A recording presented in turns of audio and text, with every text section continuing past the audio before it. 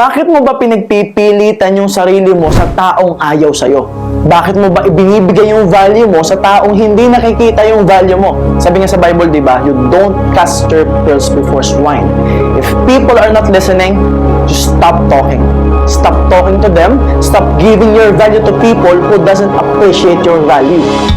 Kasi tandaan mo, you will feel bad about yourself. You will lose a sense of who you are. You will lose your identity kung ipagpipilitan mo yung sarili mo sa taong ayaw sa'yo. Sa lugar na ayaw sa'yo. Sa community ayaw sa'yo. Pero, if you understand your value, if you know your value as a person, someday, people will appreciate who you really are. So, understand your value as a person. Bakit Mr. Dekdek Internet Cafe, ang pinaka-affordable na computer shop?